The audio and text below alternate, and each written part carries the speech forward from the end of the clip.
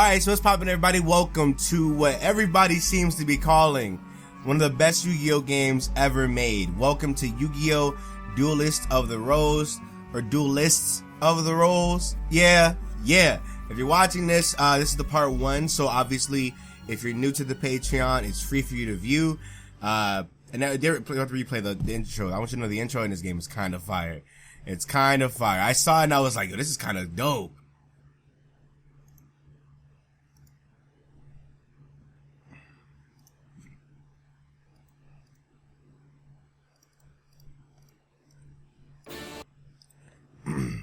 But that aside, if you're watching this on the Patreon, that means that you're either new to the Patreon or you're already one of our established guys already. So if you guys want to see more, consider subbing to the Patreon. It's greatly appreciated. And let's get into it. Honestly, shout out to everybody that is already a Patreon. I'm actually excited to see how this is gonna go. I want you to know this is my first time playing this game in like years. Like, I haven't played this game since oh my god, since I was like I just woke up, so I apologize. The British Empire in 1480s. The Wars of the Roses, a power struggle between the houses and Lancasters, Red Rose, and York, White Rose, to decide a royal successor was nearing an end. With the Yorkists well in the lead, the reign of Richard III probably, was but a step away. And in France, Yugi Henry Tudor, the last Lancastrian heir, was being forced to live a life of exile. The Lancastrian forces were rendered powerless by ancient... What is this? Seto and his 7 followers, who were known as the Rose Crusaders, served under the flag of Lord Crawford, a powerful Yorkist nobleman. Lacking a duelist to champion their cause, defeat was imminent for the Lancastrians. In England, dual card games are still at the fledgling stage. Thus, the Lancastrians had to look elsewhere for a dual master capable. What is this? With this in mind, Margaret Mai Buford from Lancaster secretly requested a high druid to summon a duelist from another age.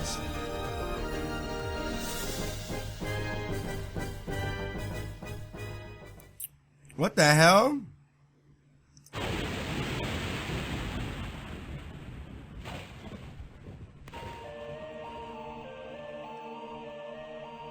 Oh, Jesus Christ, can I talk now? I haven't played this game since I was like maybe 7 or 8. And I honestly don't remember this game at all.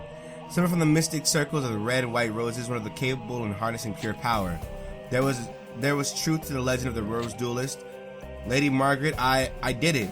Now we have the means for defeating the evil forces of Rosencruz. Oh, my apologies and my excitement. I forgotten I was in the presence of the Rose Duelist. Allow me to introduce myself. I am Simon McMorrin, High Druid and Servant of Lancaster. May I be so bold to ask the name of which... Okay. This is new to me. This is all new to me. I don't remember. You already know the vibes. Y'all know the vibes.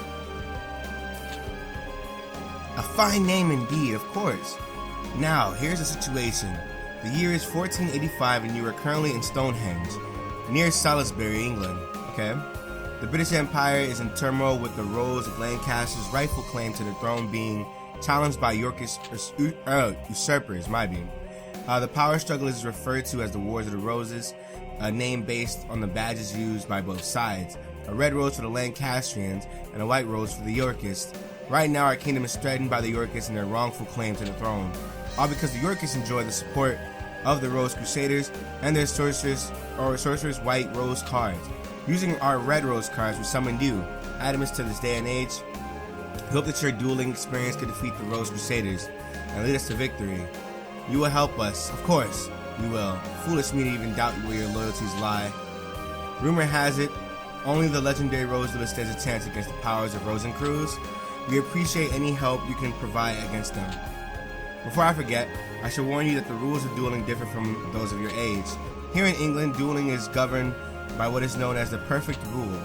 In addition to several minor distinctions, There are two major differences. One is the existence of movement, or positioning. The other is the deck leader concept. What? These are two aspects of dueling that were lost in the process when the ancient sport of duel monsters was adapted to card form. The perfect rule represents these lost rules that were miraculously revived here in England. Perhaps a practice duel? I was gonna say, let's practice that. Let's practice that. I actually want to know. I actually want to see this. Oh, what the hell? The basics. First, let me show you how to summon a monster. To bring a monster into play, you must summon it from your hand to the field. Now let's draw a card from your deck. In order to let your deck leader operate your hand, you can do this by selecting your deck leader and pressing the square button. See the blue square? That's the area where you can place your summoned monster. Wait, I can't see anything. This is your current hand. There's only... Wait, what? It's auto doing it for me. Like, are you good? The spot currently indicated is where you... Okay. At the start of the duel, you have 4 summoning power points. This amount will increase by 3 every turn. You can accumulate up to a maximum of 12 points. When a monster is placed in the field, summoning powers equal to the monster's level are expanded. Your current... Okay, so I gotta summon Celtic Guardian. Yeah? Press X to summon. At this point, if you wish to cancel, press the O. Then you press X. You can now summon the Celtic Guardian. Now let's attack your opponent with the Celtic Guardian. To control a monster in the field, you must first activate the card used to move. This isn't helping me play the game. It's just telling me what I'm supposed to do. Like, are you good? This is Blue Eyes White Dragon. This is your opponent's leader. Let's try to attack the enemy leader. First, activate your monster by lining the... What? By lining the cursor over the desired card and pressing X.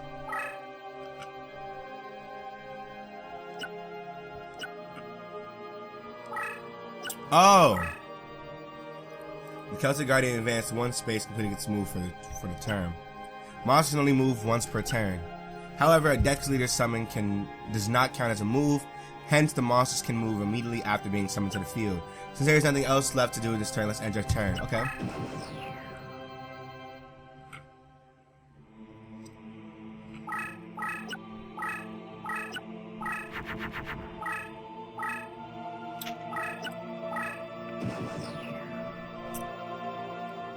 Now it's your turn. As an enemy monster heading your way, let's use the Celtic Guardian to hit with a threat.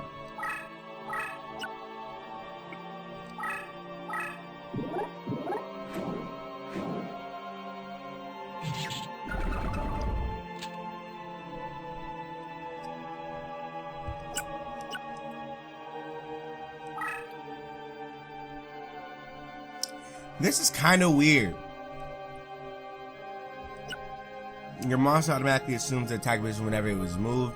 The attack indicates your monster is either moved or attacked. A monster that doesn't move or holds its position is set in defense position. Currently, Celtic Guardian and opposing Baby Dragon are both in an attack position. The outcome of a battle is decided by comparing the strengths of each monster. In this case, okay.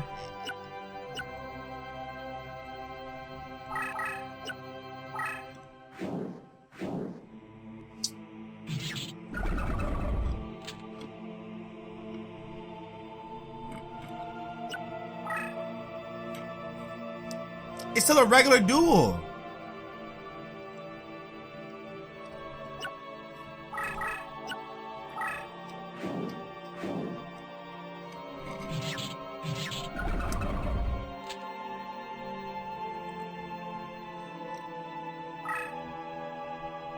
It's a regular duel.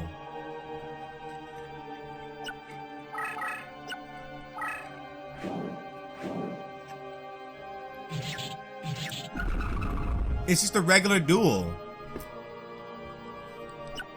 I got this. I know how to. I know this. I got it. I know this now. It's a regular duel. It's literally just that. Like, it's a regular duel. Let's keep it going. First, you must select a deck to duel with. It is important that you feel vibrations of a deck leader the minute it resonates the ring. True to your soul. The cards themselves draw their power from the energies of the Ancient Ones. Deck leaders act as an intermediate between the Ancient Ones and the deck wielder. It is essential that you select a card leader. Okay, so here are several decks from which, okay, who's my guy? Okay, we have Luminous Soldier, Creo,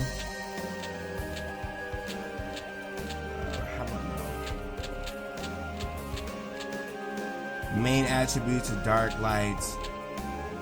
Luminous Soldiers look fire. I want a versatile race. Let's do it. I want this one. Luminous Soldiers, let's go. I see you selected your deck. Now that's the effect. Okay. Looks like there's some truth in the rumor of the red cards.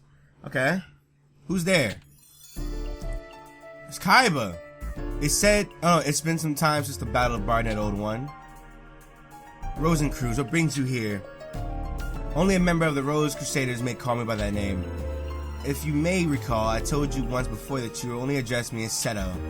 Or does memory fail you, old man? And you must be the dreaded Rose Duelist. I must admit there's a certain aura of power emanating from you. I believe an introduction is in order. I am Seto, leader of the Rose Crusaders.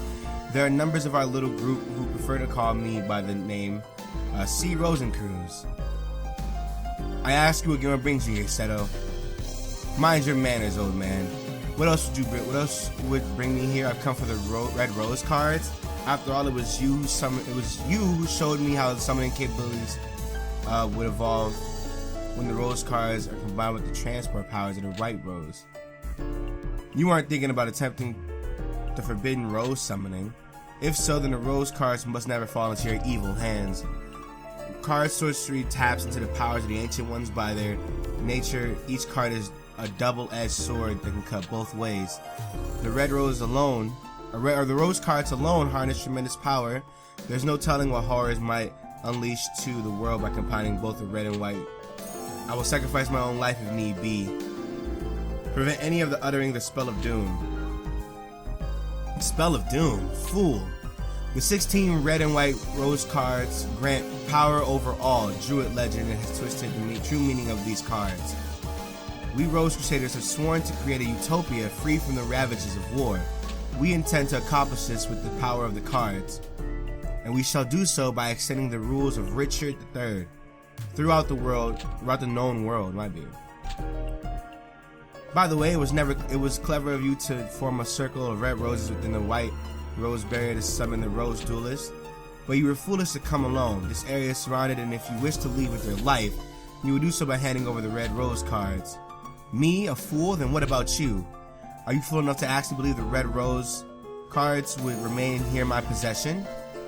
Right after the summoning, I had the cards dispersed among our best duelists to keep them from your tainted hands. And you leave me with whoa. Are we killing each other over some damn Yu-Gi-Oh cards? What's going on with y'all? And you leave me with but one choice, or one option. I shall enlist the aid of your precious Rose Duelist. You take leave of your senses, and you speak too soon, old man. Heed my words, Duelist. If you wish to return to your proper time period, you will require 16 cards for the red and white roses.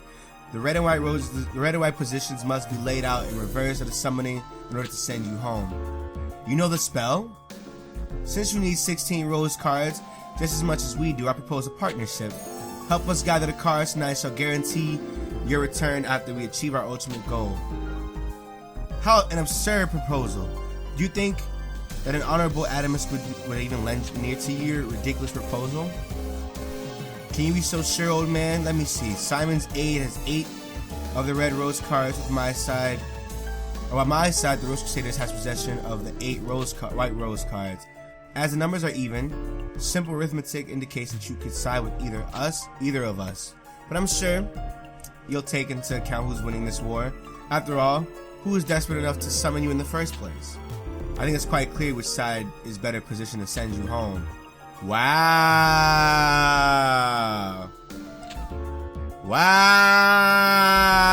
I mean, look. Wow, okay. Yo, he said what he had to say, bro. He said exactly what he had to say. That's crazy. Simon, must you resort to name calling? I'm hurt. I'll tell you what, why don't we leave the decision to our dear duelist? After all, Simon, the duelist's future is not for us to decide now, is it? Well, yes, but... Splendid. In keeping with the tradition of the old temple gardens, I offer you a choice, duelist. Here are 2 roses. The white represents me and the red represents old Simon here. For the sake of justice, choose the red one. Stand by my side, duelist, choose the right rose. Yo, this is kinda dope. This is kinda dope. This is kinda dope. Kinda dope. Wow. Honestly, what Seto said is 100% real, but I do not believe Seto one bit when it comes to keeping his word. I'm going with the Lancastrians, real talk. How disappointing. Oh well, you made your choice and I respect that. For now, I will guarantee your safe passage until you've met with Yugi. After all, I don't want our little game to end too quickly. That wouldn't be sporting. I look forward to the day when we meet again, duelists. Until then. Okay. This is like some False-Bound Kingdom stuff, like the French Empire, Brest, Island. Okay. That Yugi? That nigga Yugi in the distance. Oh my guy, on. Adamus got present Prince Yugi. Last prince of the Lancasters is a true Welshman, and I hope we call ourselves Kelst? I don't know. My lord, may I present Adamus the Rose Duelist? You serve us well, Simon. My mother was wise in summoning you from Scotland. You honor me, sire. Duelist, I am Yugi. Actually, Henry Tudor is my name, but I find it tiresome. You may call me Yugi. I'm sure Simon explained the situation, but it's only right that I request your services myself. I need you to return to England and put an end to the threat of the Rose Crusaders. Their white rose cards form a barrier that prevents my armies from setting foot on British soil. Although we Celts have the red rose cards, we are but inheritors who were unable to wield their full power. In the hopes of reversing our fortunes, we gambled on a druid legend that spoke of the Rose Duelist. According to the same legend, one must use a deck whose cost is lower than the opponent's to capture a rose card of another color. I believe that is important that you keep this in mind. The cost of your deck should not exceed the cost of your opponent's deck. Damn, so we have to like limit ourselves? Oh, okay. I would like you to note that our resources have been pressed to limit, providing us to invade England by August. My troops will land in Milford Haven, Wales, and march on the face of the enemy. Look at this, y'all hear this music? Y'all hear this music? Music kinda hard. Face enemy at the broadsword field. Okay, having all the rose cards out of commission by this time would be ideal, but that might prove difficult. Any reduction of their forces would be appreciated. Okay. Right then, let us part company and reunite with Bronzeman and Simon. We'll provide you with the details as to where we will meet once more. Okay. Alright, sure.